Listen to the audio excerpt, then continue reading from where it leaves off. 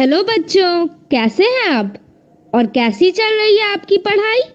ये तो बहुत अच्छी बात है कि हम लोग प्रतिदिन सुबह 9 बजे से 10 बजे अपनी कॉपी और कलम के साथ मेरा दूरदर्शन मेरा विद्यालय कार्यक्रम देखने के लिए तैयार रहते हैं, जहाँ क्लास 6 से 8 की पढ़ाई होती है और साथ साथ कुछ अन्य रोचक जानकारियाँ भी हमें मिलती हैं।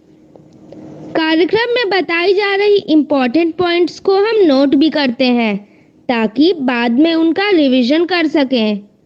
और हाँ बच्चों, एक बात और, हम लोग जो भी चीज़ें मेरा दूरदर्शन मेरा विद्यालय कार्यक्रम में सीखते हैं उसका अध्ययन अपनी किताब में ज़रूर करें। इससे उन चैप्टर्स को हम पूरी तरह समझ पाएंगे।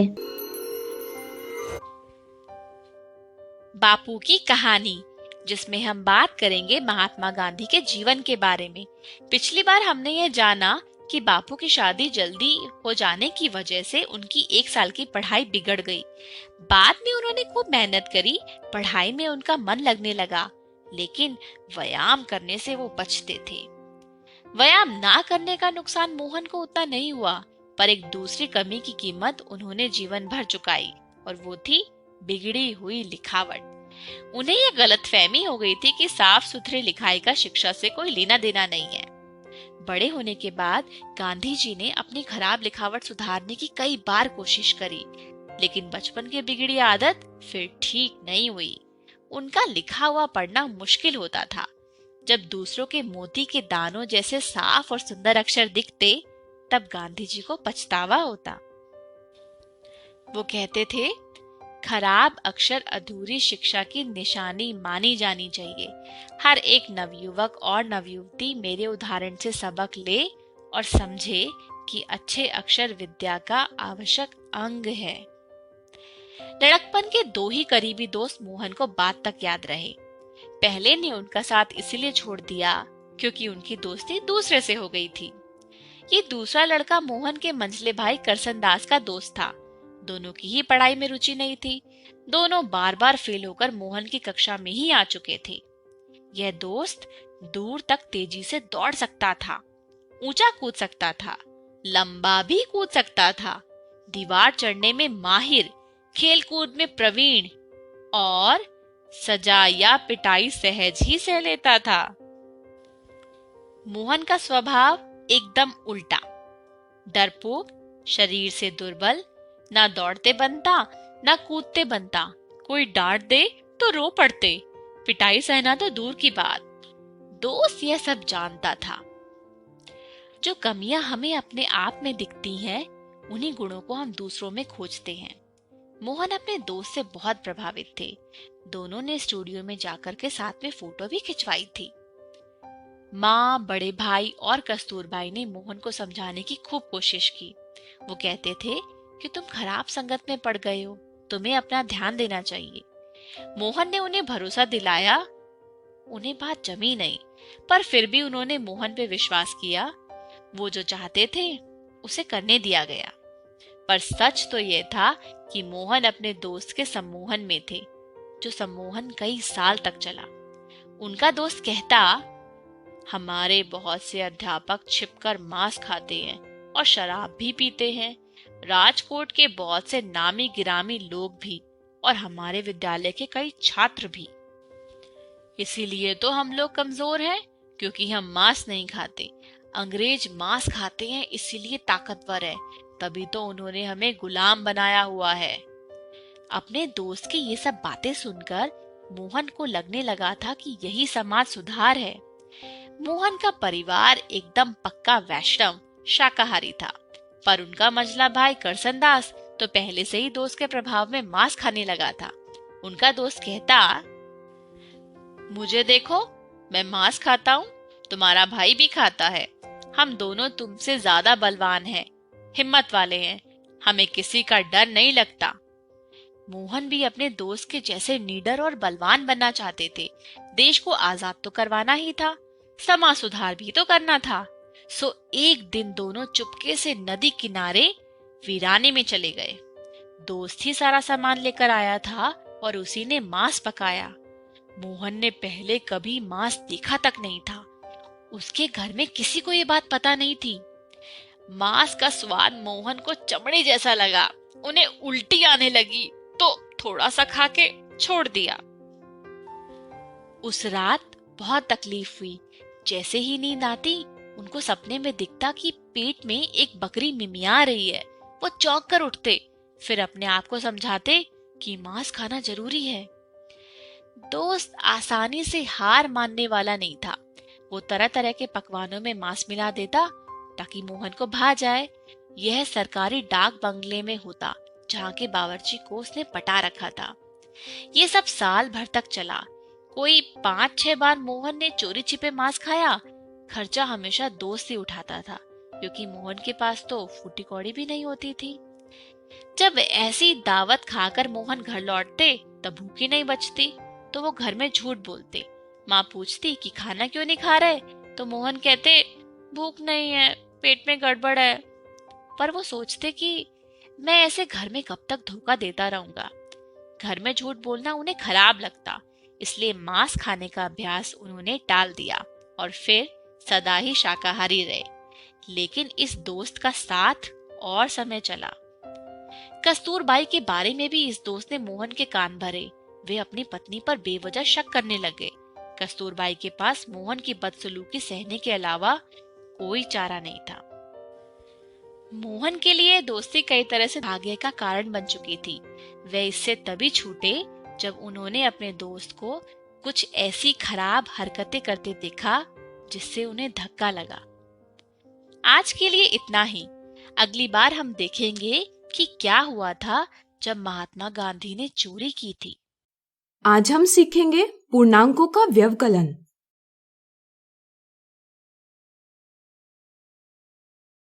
हमारे जीवन में कई स्थितियां आती हैं जब हमें पूर्णांकों का व्यवकलन यानी सब्ट्रैक्शन ऑफ इंटीजर्स करना आवश्यक हो जाता है, जैसे तापमानों का व्यवकलन, दूरियों का व्यवकलन, लाभों का व्यवकलन या हानियों का व्यवकलन इत्यादि।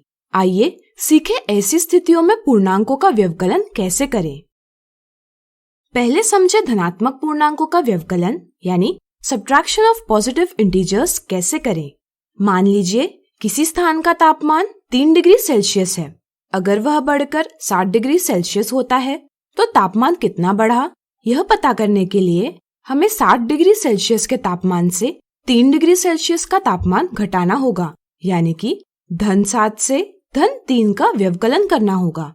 जब भी हमें एक पूर्णांक में से दूसरा पूर्णांक घटाना होता है, तब हम घटाए जाने वाले पूर्णांक का योज्य प्रतिलोम यानी एडिटिव इनवर्स दूसरे पूर्णांक में जोड़ते हैं। किसी भी संख्या का योज्य प्रतिलोम उसका चिन्ह बदलकर प्राप्त किया जा सकता है, इसलिए -3 का योज्य प्रतिलोम है -3।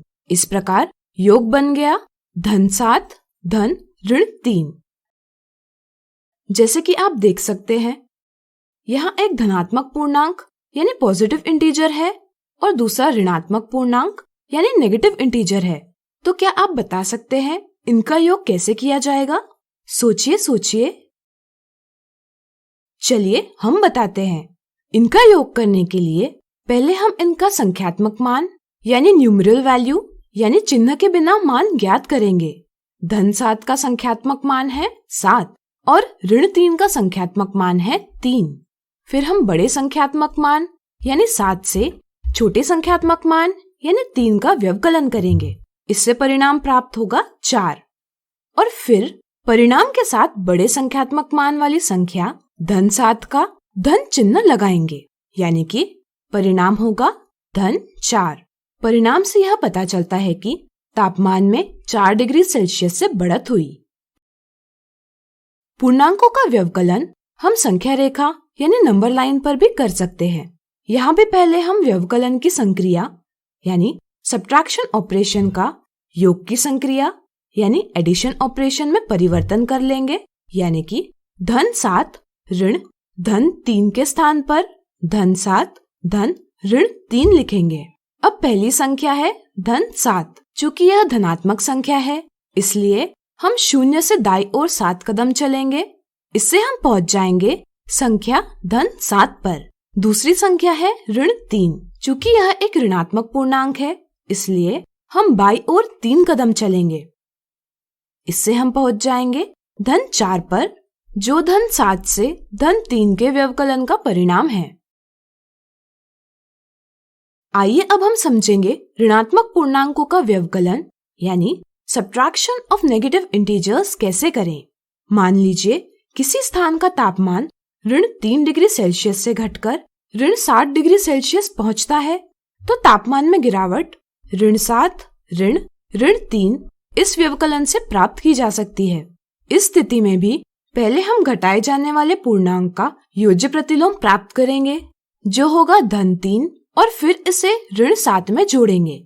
-7 में धन 3 जोड़ने के लिए पहले हम बड़े संख्यात्मक मान यानी चिन्ह के बिना मान से छोटे संख्यात्मक मान का व्यवकलन कर लेंगे, और फिर जिस संख्या का संख्यात्मक मान बड़ा होगा उसका चिन्ह लगा देंगे। इससे परिणाम प्राप्त होगा -4। परिणाम से यह पता चलता है कि तापमान में 4 डिग्री सेल्सियस से गिरावट हुई है। इनका व्यवकलन हम संख्या रेखा पर भी कर सकते हैं। यहाँ भी पहले हम व्यवकलन की संक्रिया का योग की संक्रिया में परिवर्तन कर लेंगे, यानी कि -7 -3 के स्थान पर -7 धन 3 लिखेंगे। अब पहली संख्या है -7।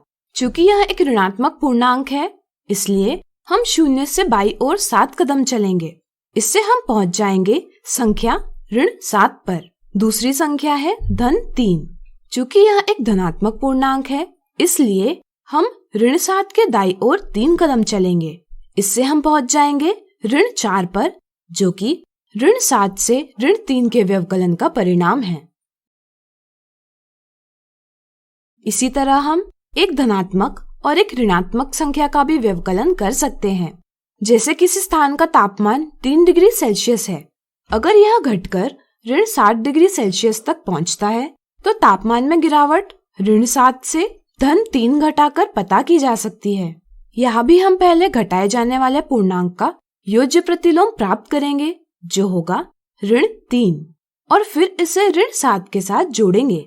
जैसे कि आप देख सकते हैं, -7 और -3 में चिन्ह समान है, इसलिए हम इनके संख्यात्मक मानों को जोड़ देंगे और आने वाले परिणाम के साथ इन दोनों का चिन्ह यानी कि ऋण चिन्ह लगा देंगे। इससे परिणाम प्राप्त होगा -10। संख्या रेखा पर -7 धन 3 का परिणाम प्राप्त करने के लिए पहले हम इसका योग की संक्रिया में परिवर्तन करेंगे, यानी कि -7 धन -3 में। अब पहली संख्या है -7, तो 0 से बाईं ओर 7 कदम चलेंगे। दूसरी संख्या है -3, इसलिए फिर से -7 से बाईं ओर 3 कदम चलेंगे।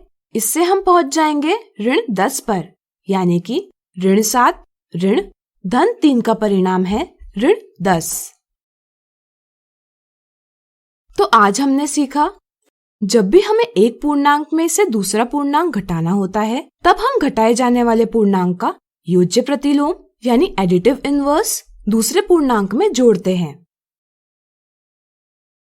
किसी प्रश्नोत्तरी प्रतियोगिता में सही जवाब देने पर धन 1 गुण और गलत जवाब देने पर -1 गुण दिया जाता है।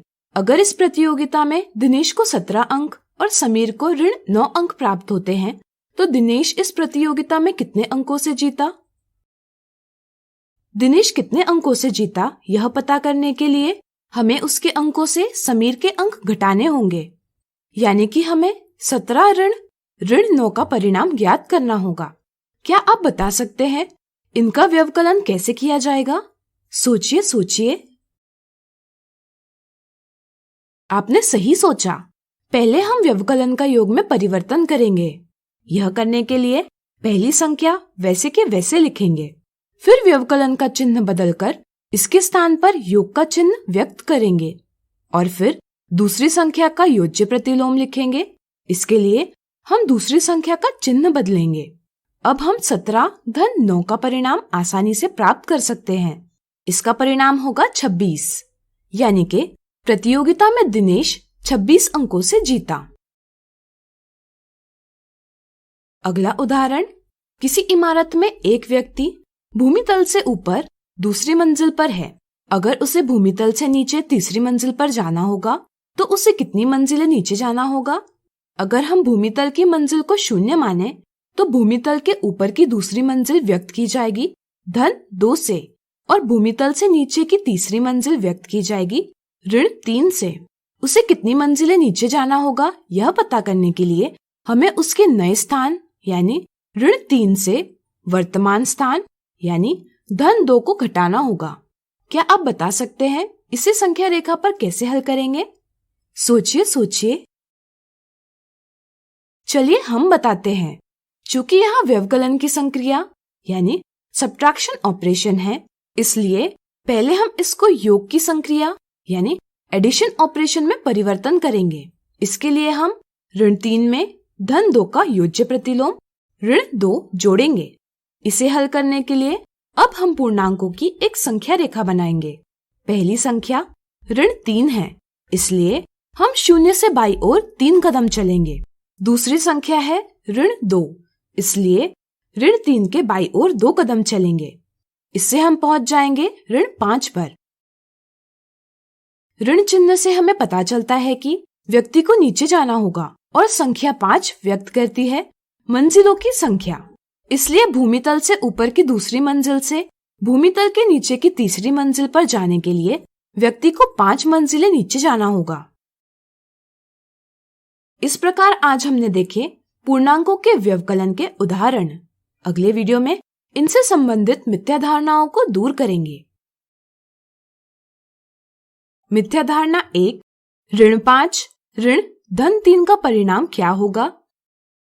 -5 -3 को हल करते समय कई बार यह गलती की जाती है कि 5 से 3 को घटाया जाता है और चूंकि 5 बड़ी संख्या है, इसलिए ऋण चिन्ह यानी नेगेटिव साइन परिणाम के साथ लगाया जाता है। इसी तरह कई बार 5 से 3 को घटाकर पहली संख्या -5 का चिन्ह परिणाम को लगाया जाता है। इन दोनों मिथ्या धारणाओं से ऑप्शन 1 यह गलत जवाब प्राप्त होता है। कई बार 5 और 3 को जोड़ दिया जाता है, लेकिन ऋण चिन्ह नहीं लगाया जाता। इससे ऑप्शन 2 यह गलत जवाब प्राप्त होता है। सही जवाब है ऑप्शन 3 -8, क्योंकि -5 से -3 घटाना मतलब -5 से -3 का योज्य प्रतिलोम यानी एडिटिव इनवर्स जोड़ना होता है। चूंकि -3 का योज्य प्रतिलोम -3 है, इसलिए -5 के साथ -3 मिलाने पर परिणाम -8 प्राप्त होता है। संख्या रेखा यानी नंबर लाइन पर इसे हल करने के लिए पहले 0 से बाईं ओर 5 कदम चले और फिर -5 से 3 कदम बाईं ओर चले, जिससे कि हम पहुंच जाएंगे -8 पर। इसलिए सही जवाब है ऑप्शन 3। मिथ्या धारणा 2, निम्नलिखित में से कौन सा कथन सही नहीं है? दिए अभिव्यक्ति में इन पूर्णांकों का व्यवकलन यानी सब्ट्रैक्शन किया गया है और हमें दिए कथनों में ऐसा कथन ढूंढना है जो इस अभिव्यक्ति के लिए उपयुक्त नहीं है। पहले कथन से पता चलता है कि एक व्यक्ति भूमि के नीचे की 5वीं मंजिल से 7 मंजिलें ऊपर जाता है। अब व्यक्ति कौन सी मंजिल पर होगा यह पता करने के लिए 7 से -5 का व्यवकलन किया जाता है और अभिव्यक्ति 7 -5 इस प्रकार व्यक्त की जाती है। यह गलत समझ है। चूंकि व्यक्ति 5वीं मंजिल से ऊपर की दिशा में 7 मंजिलें जाता है, इसलिए वर्तमान मंजिल का पता -5 -7 के अभिव्यक्ति से लगाया जा सकता है। इसलिए पहला कथन सही नहीं है, यानी कि यह दिए सवाल का जवाब है। दूसरे कथन से पता चलता है कि एक संघ को 7 और दूसरे को -5 गुण मिलते हैं। कई बार गुणों में अंतर पता करने के लिए योग किया जाता है और अभिव्यक्ति 7 -5 इस प्रकार व्यक्त की जाती है। इसलिए दूसरा कथन गलत मानकर दिए सवाल का जवाब ऑप्शन 2 दिया जाता है, लेकिन यह एक गलत समझ है। यहाँ गुणों में अंतर पता करने के लिए ज्यादा गुणों से कम गुण घटाए जाते हैं, इसलिए अभिव्यक्ति होगी 7 -5, यानी कि दूसरा कथन सही है। दिए सवाल का यह जवाब नहीं हो सकता। तीसरे ऑप्शन में बताया गया है कि तापमान -5 डिग्री सेल्सियस से बढ़कर 60 डिग्री सेल्सियस तक जाता है। कई बार बढ़त पता करने के लिए पहली संख्या से दूसरी संख्या का व्यवकलन किया जाता है, जिसे इस प्रकार व्यक्त किया जा सकता है, यह एक गलत समझ है। इसी तरह कई बार बच्चे यह तो सही प्रकार से समझते हैं कि बढ़त प्राप्त करने के लिए अंतिम तापमान से प्रारंभिक तापमान घटाया जाता है, लेकिन चिन्ह को नजरअंदाज कर दिया जाता है और -5 को 5 समझा जाता है और इस कारण अभिव्यक्ति 7-5 इस प्रकार व्यक्त की जाती है। यह भी गलत समझ है। सही समझ यह है कि बढ़त प्राप्त करने के लिए 60 डिग्री सेल्सियस से -5 डिग्री सेल्सियस तापमान घटाना होगा, यानी कि अभिव्यक्ति होगी 7-5। चूंकि दिया कथन सही अभिव्यक्ति व्यक्त करता है, इसलिए यह भी दिए सवाल का जवाब नहीं हो सकता। इस तरह से आज हमने देखी पूर्णांकों के व्यवकलन से संबंधित मिथ्या धारणाएं। कोरोना से डरे नहीं, एहतियात बरते। वैसे तो स्वच्छता और व्यक्तिगत साफ सफाई हर समय जरूरी है, लेकिन अभी कोरोना महामारी फैलने के दौर में यह एकदम आवश्यक हो गई है। बस यह जानने की जरूरत है कि साफ सफाई करने के दौरान आप किन बातों के प्रति विशेष तौर पर सजग रहें। आइए इसे बिंदुवार समझ लें। हाथ को अच्छी तरह से साबुन पानी या हैंड वॉश से कम 20 सेकंड तक धोएं या अल्कोहल सैनिटाइजर से साफ करें। होटल या किसी कार्यालय में जाएं तो वहां उपलब्ध हैंड वॉशिंग प्रोटोकॉल के अनुसार अपने हाथों को साफ करें। कोरोना संक्रमित या कोरोना संदिग्ध व्यक्ति या खांस छींक रहे व्यक्ति से कम 1 मीटर की दूरी बनाए रखें। भीड़ भाड़ में मास्क लगाए रखें या मुंह नाक को ढक कर रखें। यदि घर में कोरोना संक्रमित व्यक्ति क्वारंटाइन में है तो उसके व्यक्तिगत उपयोग की चीजों जैसे बर्तन, ग्लास, कप, तौलिया, बिस्तर का इस्तेमाल न करें। फर्श और अन्य सतहों को घर में रोजाना प्रयोग किए जाने वाले ब्लीच घोल या फिनाइल से साफ करते रहें। शौचालय को भी घर में रोजाना प्रयोग किए जाने वाले ब्लीच घोल या फिनाइल से साफ करते रहें। ऑनलाइन सामान मंगाने पर डिलीवरी करने वाले व्यक्ति नियमित आने वाले घरेलू सामान जैसे दूध, अखबार इत्यादि के लिए सुरक्षात्मक तरीके अपनाएं। बस, ट्रेन, ऑटो, टैक्सी, दुकान के काउंटर के संपर्क में आने पर भी एहतियात बरतें। आज हम सीखेंगे तिर्यक-छेदी रेखा द्वारा निर्मित निम्नलिखित कोण।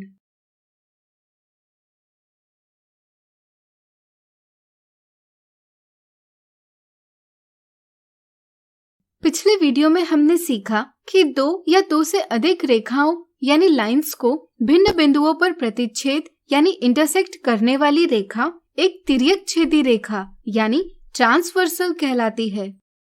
जैसे 2 मार्गों को एक तीसरा मार्ग प्रतिच्छेद करता है, तो प्रतिच्छेद करने वाले मार्ग के रूप में हम एक तिर्यक-छेदी रेखा देख सकते हैं।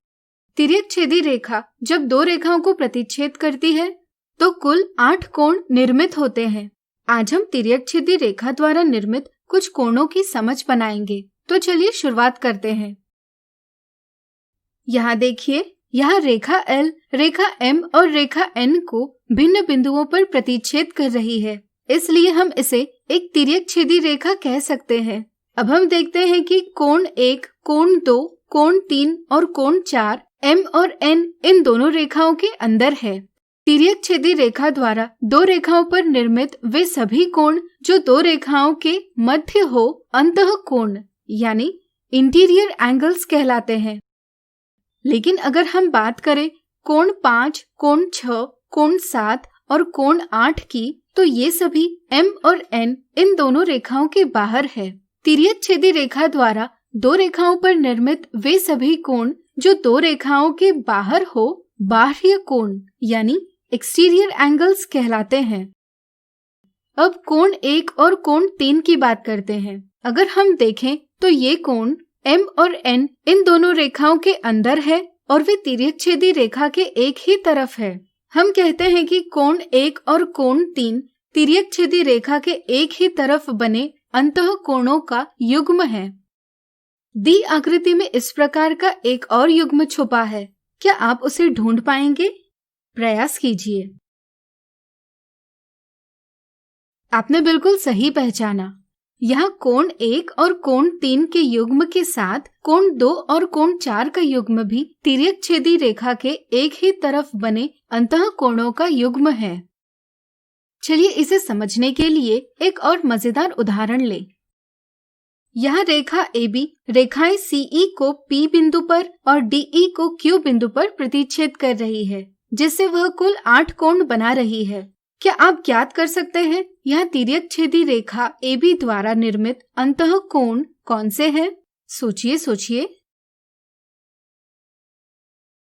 चलिए हम बताते हैं। इनमें अंतः कोण है कोण CPB, कोण BPE, कोण DQA और कोण AQE। क्या इसी तरह आप बाह्य कोण ज्ञात कर पाएंगे? सोचिए सोचिए। बिल्कुल सही। तिर्यक छेदी रेखा AB द्वारा बनने वाले बाह्य कोण है कोण CPA, कोण APE, कोण DQP और कोण BQE। अब आप तिर्यक छेदी रेखा के एक तरफ बने अंतः कोणों के युग्म ज्ञात कर पाएंगे। प्रयास कीजिए। चलिए हम बताते हैं। तिर्यक छेदी रेखा AB के एक तरफ बने अंतः कोणों का एक युग्म है कोण CPB और कोण DQA और दूसरा युग्म है कोण AQE और कोण BPE। तो आज हमने सीखा तिर्यक छेदी रेखा द्वारा निर्मित निम्नलिखित कोण। अगले वीडियो में हम देखेंगे इनके कुछ उदाहरण। राहुल ने नीचे दिए चित्र को देखकर यह ज्ञात किया कि कोण 1 और कोण 2 तिर्यक छेदी रेखा J के एक ही तरफ बने अंतः कोणों यानी इंटीरियर एंगल्स का युग्म है। ज्ञात कीजिए कि राहुल की समझ सही है या गलत। पिछले वीडियो में हमने सीखा कि वह रेखा जो एक ही तल में स्थित 2 या 2 से अधिक रेखाओं को भिन्न बिंदुओं पर प्रतिच्छेद करती है एक तिर्यक छेदी रेखा यानी ट्रांसवर्सल कहलाती है। यहाँ हम देखते हैं कि रेखा J रेखा K और रेखा L को 2 भिन्न बिंदुओं पर प्रतिच्छेद करती है, इसलिए वह एक तिर्यक छेदी रेखा है। प्रतिच्छेद करते हुए यह रेखा कुल 8 कोण बनाती है। इन कोणों में हमें देखना है कि कोण 1 और कोण 2 तिर्यक छेदी रेखा J के एक ही तरफ बने अंतः कोणों का युग्म है अथवा नहीं। जैसा कि आप जानते हैं वे 2 कोण जो तिर्यक छेदी रेखा द्वारा प्रतिच्छेद की जाने वाली 2 रेखाओं के मध्य है एवं तिर्यक छेदी रेखा के एक ही तरफ है, वे तिर्यक छेदी रेखा के एक ही तरफ बने अंतः कोणों का युग्म कहलाते हैं। हम कोण 1 और कोण 2 के संदर्भ में देखते हैं कि कोण 2 रेखा L और रेखा K के मध्य भी है और तिर्यक छेदी रेखा J के एक तरफ भी है। लेकिन कोण 1 की बात करें तो यह तिर्यक छेदी रेखा के उस तरफ ही है जिस तरफ कोण 2 है, लेकिन यह रेखा K और रेखा L के मध्य नहीं है। इसलिए हम इन 2 कोणों को तिर्यक छेदी रेखा J के एक ही तरफ बने अंतः कोणों का युग्म नहीं कह सकते। इसलिए राहुल की समझ गलत है। अगला उदाहरण। दी गई आकृति में रेखा L, रेखा N और रेखा M की तिर्यक छेदी रेखा है। ज्ञात कीजिए इस आकृति में तिर्यक छेदी रेखा L द्वारा बनाए गए अंतः कोण यानी इंटीरियर एंगल्स कौन से हैं? पिछले वीडियो में हमने सीखा कि तिर्यक छेदी रेखा द्वारा 2 रेखाओं पर निर्मित वे सभी कोण जो 2 रेखाओं के मध्य हो अंतः कोण कहलाते हैं। इस आधार पर क्या आप बता सकते हैं यह अंतः कोण कौन से हैं? सोचिए सोचिए। चलिए हम बताते हैं। जैसा कि आप देख सकते हैं यह रेखा M और रेखा N के मध्य में तिर्यक छेदी रेखा L द्वारा बनाए गए कोण हैं कोण 3, कोण 4, कोण 5 और कोण 8। इसलिए दिए गए चित्र में ये सभी कोण अंतः कोण हैं। अगला उदाहरण। दी गई आकृति में रेखा L, रेखा N और रेखा M की तिर्यक छेदी रेखा है। ज्ञात कीजिए इस आकृति में तिर्यक छेदी रेखा L द्वारा बनाए गए बाह्य कोण यानी एक्सटीरियर एंगल्स कौन से हैं?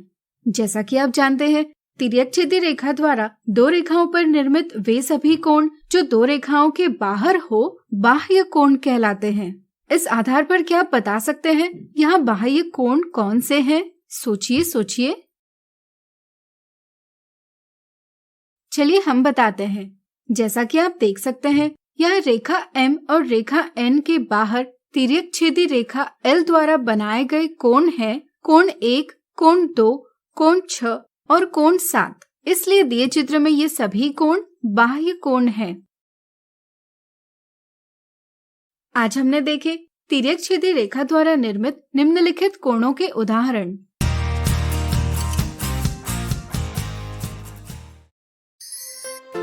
नमस्ते। कोरोना को हम मात देते, घर में हम सब खुश रहते। पूछ रहे हैं कैसे? देखिए तो ऐसे। देखो तारा, सुबह हो गई, नए दिन की शुरुआत हो गई। जल्दी सोती जल्दी उठती, कसरत करके मैं ऊर्जा पाती। टाइम से मैं खाना खाती, टाइम से पढ़ाई करती, हर दिन कुछ मजेदार करती। ड्राइंग पेंटिंग बहुत करूं, अपनी चीजों का ध्यान रखूं, अप्पा को ना परेशान करूं। थोड़ा टीवी थोड़ा गाना, डांस करके धूम मचाना, बोल होने का नहीं बहाना। कोरोना से बचकर यूं दिन गुजरे तो घर रहने से क्यों हम डरे? रूटीन में रहना बहुत जरूरी, तारा भी समझे बात ये पूरी। आज का दिन था बहुत प्याला, नींद आई अब सोएगी ताला। गुड नाइट अप्पा। गुड नाइट तारा। आज अलग है हमें कुछ करना, बताओ तारा को क्या क्या है करना? आज हमें है पपेट बनाना, कागज के जहाज उड़ाना, घर के कामों में हाथ बटाऊं, फिर कहानी सुनूं और सुनाऊं। बहुत पुरानी बात है, एक राजा था।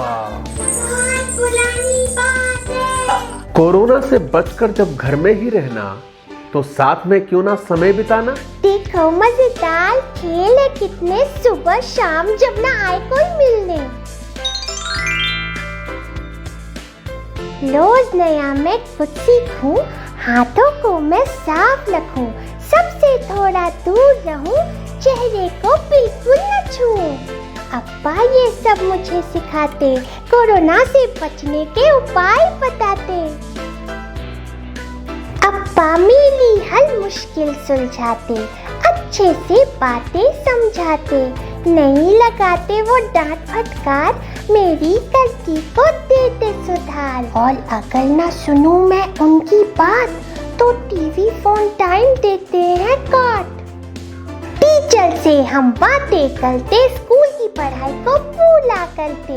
हर दिन अप्पा मुझसे पूछकर पढ़ने का समय रोज तय करते। सुबह 1 घंटा, शाम 2 घंटे, सवालों का बक्सा रोज हम भरते। छोटी छोटी कहानी तुम लिखना, स्कूल खुले तो टीचर को दिखाना, हर विषय को फिर से दोहराना, स्कूल खुलने तक भूल न जाना, मुझसे नानू से पूछ पूछ कर हर मुश्किल सवाल आसान बनाना।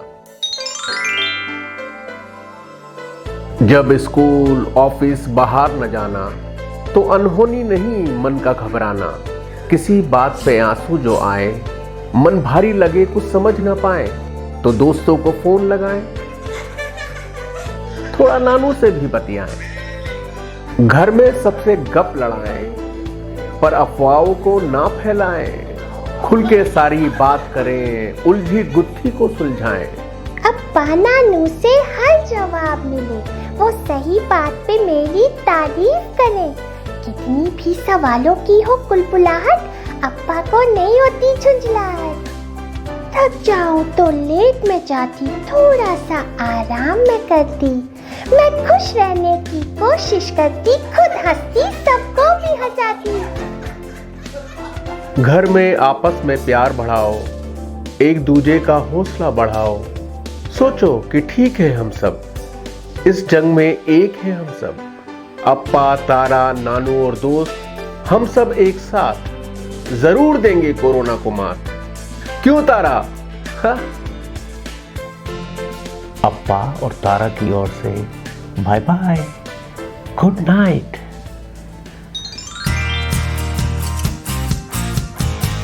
पिछले सत्र में हमने इस प्रकार के एक चर वाले रैखिक समीकरणों को हल करना सीखा था, पर ध्यान दीजिए कि इन सभी समीकरणों में चर सिर्फ एक ही पक्ष में है।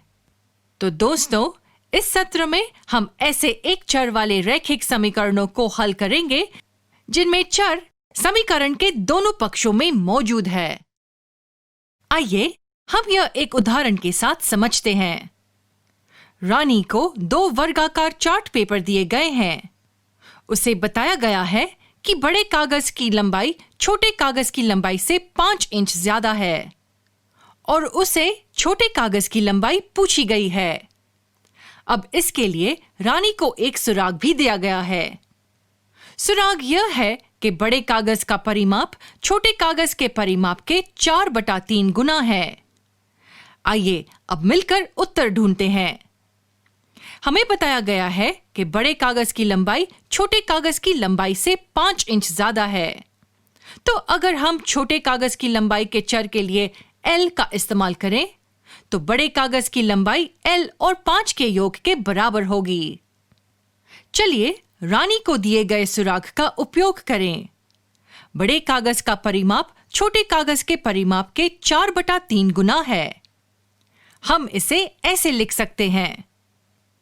क्या आपने यहां ध्यान दिया? यहां चर समीकरण के दोनों पक्षों में मौजूद है। अभी तक हमने जितनी समस्याओं का हल निकाला है उनमें हमेशा चर समीकरण के एक पक्ष में ही मौजूद होता था। पर चिंता ना करें, हम मिलकर इस परिस्थिति को आसान करेंगे। अब अगर हम यहां इन कोष्ठकों को विस्तारित करते हैं हमें यह समीकरण मिलता है। अब 3 से छुटकारा पाने के लिए हम दोनों पक्षों को 3 से गुणा करेंगे। अब हम चाहते हैं कि चर L समीकरण के सिर्फ एक ही पक्ष में हो, तो हमें इस पद को दाएं पक्ष में पक्षांतर करना पड़ेगा। जब हम वह कर लेंगे हमें 16L में से 12L घटाना पड़ेगा। क्या हम 16L में से 12L घटा सकते हैं? हां, हम यह कर सकते हैं। दोनों पदों में समान चर है L। हमने पिछली कक्षा में पढ़ा है कि ऐसे पदों को समान पद कहा जाता है और हम समान पदों को जोड़ और घटा सकते हैं। तो हमारे समीकरण में जब हम 12L को दाएं पक्ष में ले जाते हैं तब उसे 16L में से घटा सकते हैं क्योंकि वे समान पद हैं। अब हमें जाने पहचाने रूप का एक समीकरण मिला। आखिरकार हमें चर एक पक्ष में और अचर दूसरे पक्ष में मिला। L का मान ढूंढने के लिए चलिए दोनों पक्षों का 4 से विभाजन करते हैं। इस कदम में हमें L का मान 15 के बराबर मिला, तो छोटे कागज की लंबाई 15 इंच है। इस सत्र को हम यही समाप्त करते हैं। हमने सीखा कि एक चर वाले रैखिक समीकरण तब भी हल किए जा सकते हैं जब चर दोनों पक्षों में मौजूद हो। अगले पाठ में हम इस प्रकार के एक चर वाले रैखिक समीकरणों के कुछ और उदाहरण देखेंगे। हमारे पिछले सत्र में हमने यह सीखा कि एक चर वाले रैखिक समीकरण को तब भी हल किया जा सकता है जब समीकरण के दोनों ओर चर मौजूद हो। तो मित्रों, चलिए इस सत्र में एक रोचक उदाहरण देखते हैं और बेहतर तरीके से समझते हैं कि ऐसे समीकरण को कैसे हल करते हैं। रघु के पास 12 इंच की मोमबत्ती थी जबकि रानी के पास 18 इंच की मोमबत्ती थी। उन दोनों ने अपनी अपनी मोमबत्ती प्रातःकाल 6 बजे जलाई। रघु की मोमबत्ती हर घंटे आधा इंच जली जबकि रानी की मोमबत्ती हर घंटे 2 इंच जली। हमें यह पता लगाना है कि कितने समय बाद दोनों मोमबत्तियों की लंबाई एक समान होगी।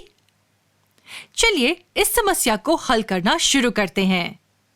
हमें यह बताया गया है कि रघु की मोमबत्ती 12 इंच लंबी है। वह आधा इंच प्रति घंटा की रफ्तार से जल रही है, जिसका अर्थ यह है कि 1 घंटे में वे आधा इंच जलेगी, 2 घंटे में वह 1 इंच जलेगी, 3 घंटे में वह 1.5 इंच जलेगी। इसलिए हम यह कह सकते हैं कि h घंटे में मोमबत्ती 1/2 गुना h जलेगी। शुरुआत में रघु की मोमबत्ती की लंबाई 12 इंच थी, तो हम यह कह सकते हैं कि h घंटे के बाद मोमबत्ती की लंबाई 12 घटा 1/2 गुणा h इंच हो जाएगी। यही तरीका रानी की मोमबत्ती के लिए भी काम आएगा। हमें दिया गया है कि शुरुआत में रानी की मोमबत्ती की लंबाई 18 इंच थी। यह 2 इंच प्रति घंटे की रफ्तार से जल रही है, तो हम यह कह सकते हैं कि h घंटों में रानी की मोमबत्ती 2 गुना h इंच जलेगी। क्योंकि रानी की मोमबत्ती की शुरुआती लंबाई 18 इंच है, इसीलिए h घंटों के बाद रानी की मोमबत्ती की लंबाई 18 घटा 2 गुणा h इंच होगी। अब हमारे पास h घंटों बाद रघु और रानी दोनों की मोमबत्तियों की लंबाई के व्यंजक है। अब हमें h का मान खोजना है, जिसके लिए दोनों की मोमबत्तियों की लंबाई समान होगी। तो इसका अर्थ यह है कि दोनों व्यंजकों का मान समान होगा। तो यह हमारा h चर में रैखिक समीकरण है, लेकिन दोबारा से समीकरण की दोनों ओर चर है। चलिए अब हम चर h के साथ वाले पदों को समीकरण के बाईं ओर लाते हैं और सारे अचरों को समीकरण के दाईं ओर लाते हैं। तो जब हम ऋणात्मक 2h की जगह बदलकर उसको बाईं ओर डाल देंगे तो वह धनात्मक 2h हो जाएगा। अब हम 12 को समीकरण के दाईं ओर भेज देंगे, तो धनात्मक 12 दाईं ओर जाने की वजह से ऋणात्मक 12 हो जाएगा। अब इन दो पदों को घटाने के बाद हमें यह समीकरण मिलेगा। क्योंकि 3/2 h से गुणा किया है, इसलिए अब हर से 2 को हटाने के लिए हमें समीकरण के दोनों पक्षों को 2 से गुणा करना पड़ेगा। अब हम चर h के साथ वाले 3 को हटाने के लिए समीकरण के दोनों पक्षों को 3 से विभाजित करेंगे। तो हमें h का मान मिल गया है, जो है 4। इसका मतलब यह है कि 4 घंटे बाद दोनों मोमबत्तियां समान लंबाई की हो जाएंगी। क्योंकि मोमबत्तियां 6 बजे जलाई गई थी, वे दोनों 10 बजे समान लंबाई की हो जाएंगी। इस सत्र में हमने एक चर वाले रैखिक समीकरण का एक रोचक उदाहरण देखा, जहां पर चर समीकरण के दोनों ओर मौजूद था। अगले सत्र में हम इस संकल्पना से संबंधित कुछ भ्रम की ओर नजर डालेंगे। दोस्तों, पिछले सत्र में हमने इन प्रकार के एक चर वाले रैखिक समीकरणों के उदाहरणों को हल किया था। यहां ध्यान दें कि चर समीकरण के दोनों पक्षों में है। इस सत्र में हम कुछ सामान्य भ्रम पर नजर डालेंगे, जो इस तरह के समीकरणों को समझने के दौरान हो सकते हैं। इस व्यंजक को देखें। इन दो विकल्पों में से कौन सा विकल्प इस व्यंजक का परिणाम होगा? आइए पहले ए विकल्प देखें। हम जानते हैं कि पद 7p वास्तव में 7 गुणा p है। इसी तरह यहां p को 1 गुणा p के रूप में लिखा जा सकता है। इसलिए इस व्यंजक में हम आसानी से वितरण गुण लागू कर सकते हैं। जब हम ऐसा करते हैं तो हम p को सर्वभाजक ले सकते हैं और इसके गुणांक को 7 घटा 1 लिख सकते हैं। तो सही उत्तर होगा 7 घटा 1 गुणा p घटा 7, जो कि 6p घटा 7 के बराबर होगा। क्योंकि व्यंजक में कोई अन्य संख्या नहीं है, यह 7 जैसा है वैसा ही रहेगा। इसलिए सही विकल्प ए है। अधिकांश समय 7 को सामान्य मानना और दोनों p को एक दूसरे से घटाने की गलती करना संभव है, और फिर हमें उत्तर के रूप में विकल्प बी मिलेगा। लेकिन ये उत्तर गलत है। एक और प्रश्न पर नजर डालते हैं। आपको क्या लगता है कि यह बयान कब सही होगा? अब आप सोच सकते हैं कि ए उत्तर है, क्योंकि आखिर में h एक चर है। तो इसका मतलब है कि h का मान अलग अलग हो सकता है ना? इसलिए यदि h इस तरफ 7 के बराबर है और इस तरफ 0 है, तो यह बयान कभी कभी गलत होगा। लेकिन यह दृष्टिकोण गलत है। क्या आपको पता है क्यों? क्योंकि भले ही h एक चर हो, लेकिन इसका मतलब यह नहीं है कि एक ही स्थिति में इसके अलग अलग मान होंगे। इसलिए h के एक साथ दो अलग अलग मान नहीं हो सकते। यहाँ h एक अज्ञात संख्या दर्शाता है, तो h का मान एक ही संख्या है, लेकिन हम नहीं जानते कि यह क्या है। अब इस तर्क के द्वारा यदि हम दोनों ओर h के स्थान पर एक ही संख्या रखते हैं, तो हम देखेंगे कि यह बयान हमेशा सही रहेगा। तो सही विकल्प B है।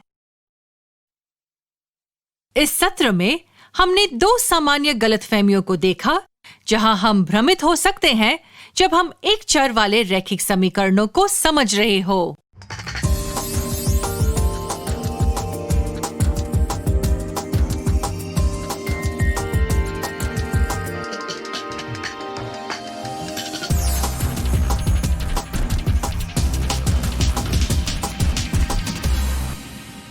संजय गांधी जैविक उद्यान के जू आउटरीच प्रोग्राम में आपका स्वागत है।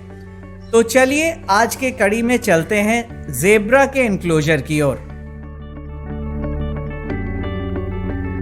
ज़ेब्रा अफ्रीका में पाए जाने वाला घोड़े प्रजाति का पशु है। इसकी ऊंचाई 4 फीट 6 इंच तक और वजन 350 किलोग्राम तक होती है। इसके दौड़ने की रफ्तार 55 से 60 किलोमीटर प्रति घंटा तक होती है। ज़ेब्रा मुख्यतः हरी पत्तियां, घास, पेड़ों की टहनियां एवं छाल खाता है।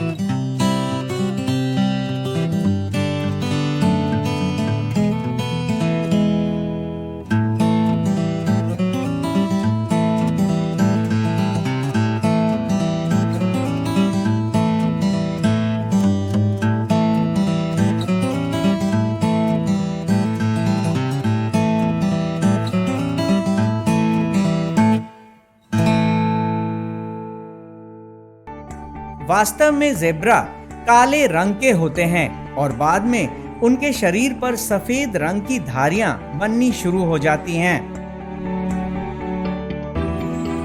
जिस तरह से हर इंसान के फिंगरप्रिंट अलग अलग होते हैं, उसी तरह से हर ज़ेब्रा के शरीर पर बनी धारियों का पैटर्न भी अलग अलग होता है।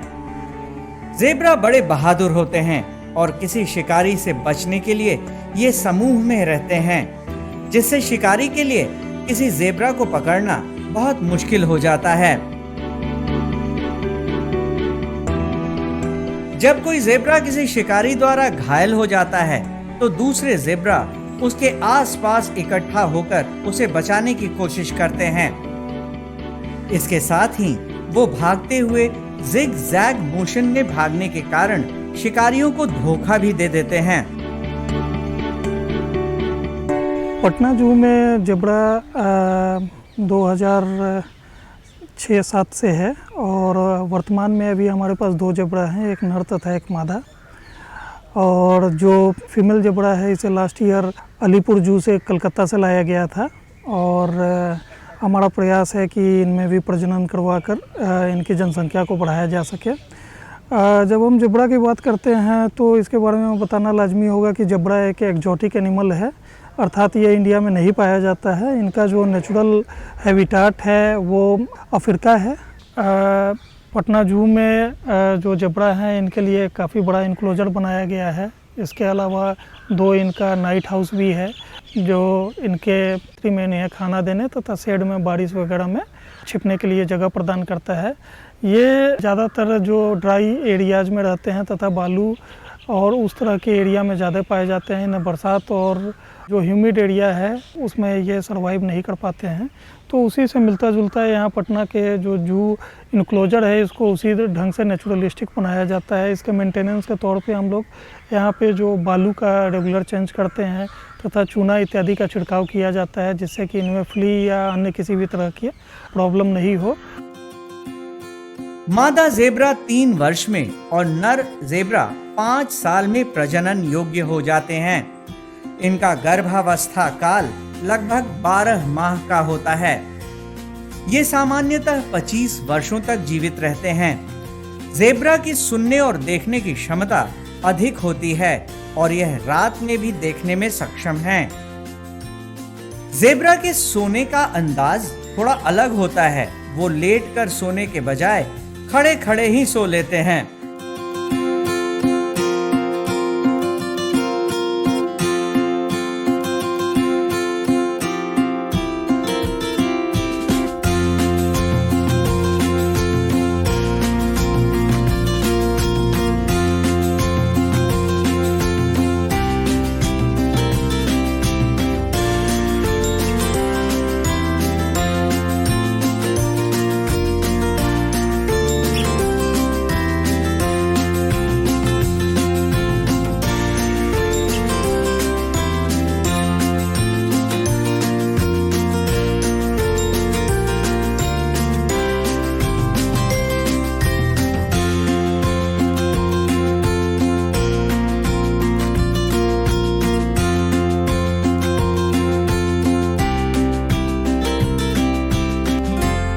झुंड में चलते हुए नर जेब्रा सबसे आगे चलते हैं और उनके पीछे मादा जेब्रा चलती हैं। नर जेब्रा झुंड को लीड करता है। तो आज की कड़ी में बस इतना ही। फिर मिलेंगे अगले एपिसोड में। तब तक के लिए नमस्कार।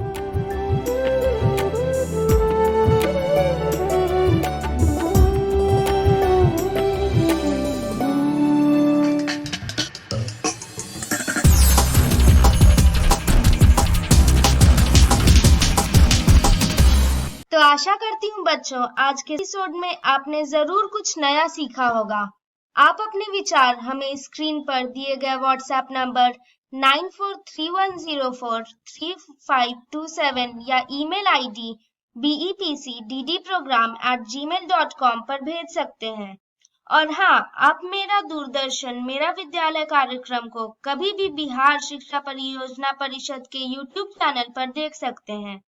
इसके लिए सर्च करें बीईपीसी मेरा दूरदर्शन मेरा विद्यालय और कार्यक्रम को देखें, इम्पोर्टेंट पॉइंट्स को नोट करें और क्वेश्चंस हल करें। इसके अलावा इसके सारे एपिसोड बिहार शिक्षा परियोजना परिषद की वेबसाइट पर डिजिटल लर्निंग सेक्शन में भी उपलब्ध है। विजिट करें www.bepcssa.in। और आपको तो पता ही है कि आप खुद से लिखी कविताएं, कहानियां, पेंटिंग्स या इनके 2 से 3 मिनट के वीडियो भी हमें स्क्रीन पर दिए गए व्हाट्सएप नंबर या ईमेल आईडी पर अपना नाम, कक्षा, विद्यालय का नाम, प्रखंड और जिले के नाम के साथ भेज सकते हैं। हम चुने गए एंट्रीज को आने वाले एपिसोड में प्रसारित भी करेंगे। तो घर पर रहें, पढ़ते रहें, बढ़ते रहें। मिलते हैं अगले एपिसोड में। बाय बाय बच्चों।